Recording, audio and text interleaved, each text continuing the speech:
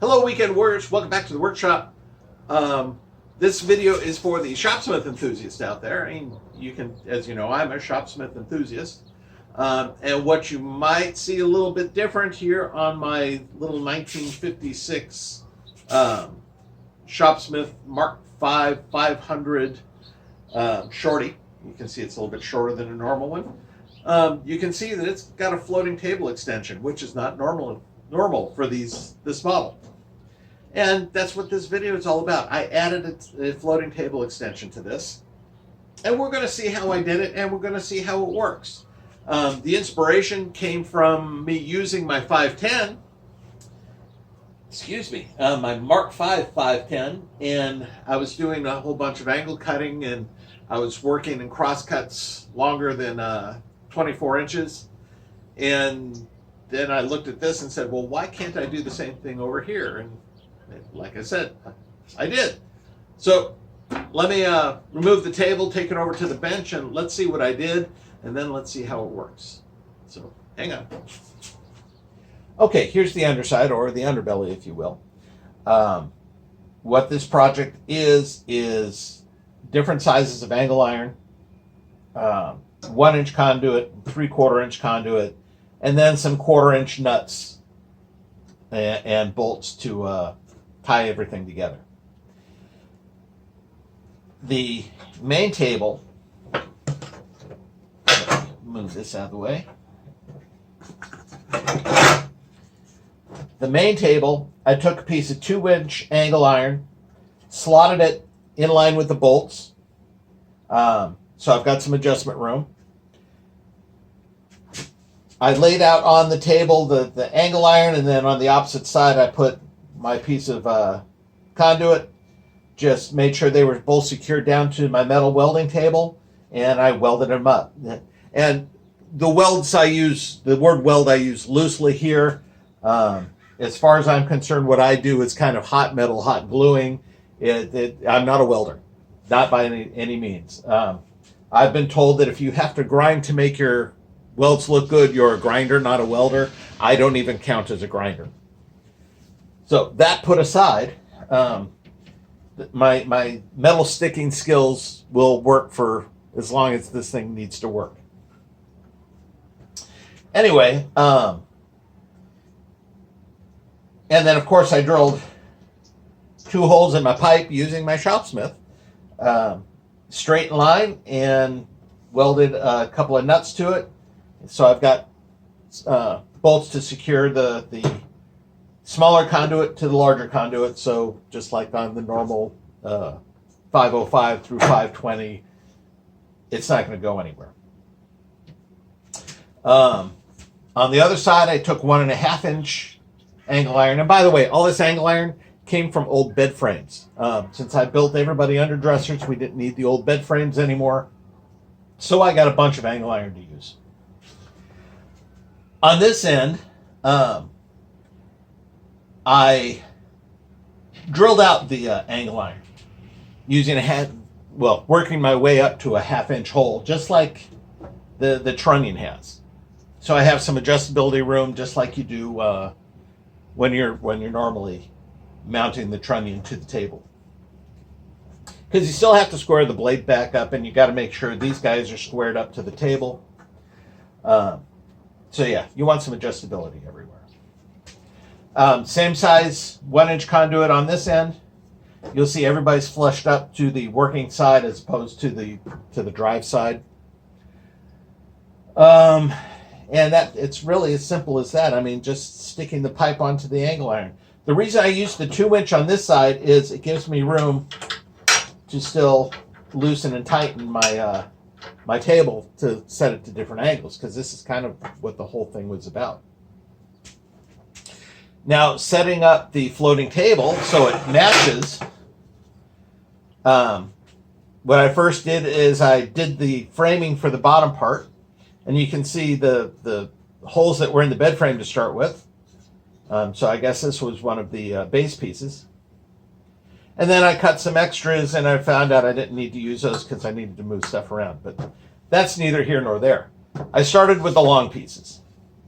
The short pieces, once again, I laid out, and with the flat side and the pipe down on my welding table stuck together, I went ahead and just welded them up. And I also slotted the, you can see the slots a little bit better over here. I slotted the angle so I had some adjustment room. So what I did is I butted my floating table up against my main table so I could line up the fence and all that good stuff. And then I adjusted these to size so they were nice and square and ready to go. Clamped them up and once again stuck them together using my welder. Now the welder I used was nothing fancy. It's a Harbor Freight 90 amp AC welder that I converted to DC, and there's 100 videos on the internet to show you how to convert that thing to DC for about $25. Maybe $50 if you got to go buy all new components, but I didn't have to. So it cost me about $12. But yeah, so once I had all that together, once again, I'm using a couple of eye bolts as my adjustment tie downs, and it's ready to go. All in all, it took me about half a day of playing around and adjusting and tweaking and cutting. And what I now have is a floating table extension for a Mark V 500. Now that's all fancy and all in well and good. Let's see how it works. 5, 4, 3, 2, 1, 0. All right, so let's use this thing. I'm going to just make some 12-inch crosscuts to start, and we'll see how well it works with that. And then we're going to get into the key operation that I use this more than anything else for. So you see, I've got my fence set up. I've got a spacer block here, so my cuts are going to be about 12 inches. Matter of fact, they should be right on 12 inches, and it's going to be repeatable. So let's see how good it works.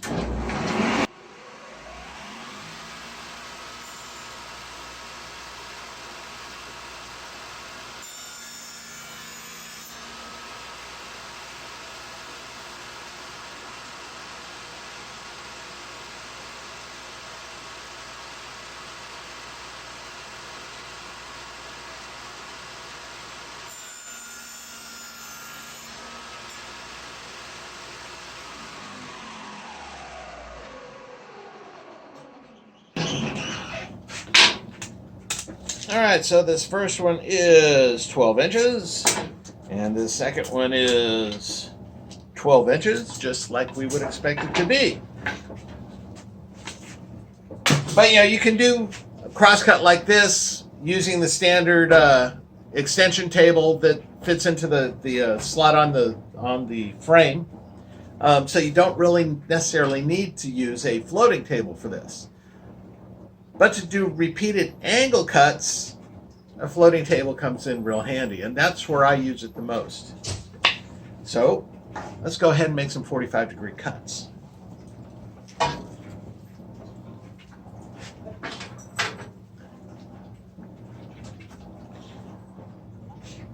Okay, you see I've got my table tilted to the 45 degrees. I've got my cut line set up. I've got my extension table set up, so I should be getting a 12-inch workpiece when I'm done. So it's just a matter of doing the cuts.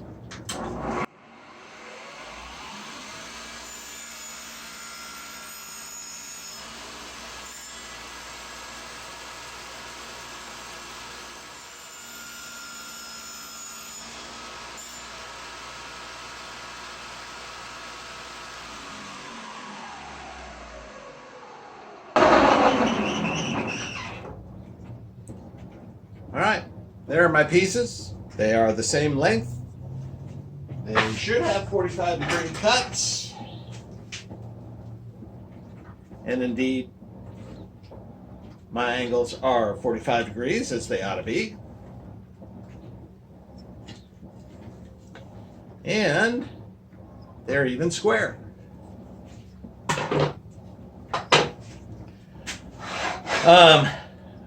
Like I said, it's not something everybody's going to do, but it sure can come in handy on a model that you don't have the option, or if you're tight of money and you can't afford a table upgrade, at least you can get extra functions that the newer tables have on the older systems. For this very second, that's all I got. I do have a router table to show off, however, so that's another video coming up. In the meantime, y'all keep up the good fight, and I'll see you next time. Bye.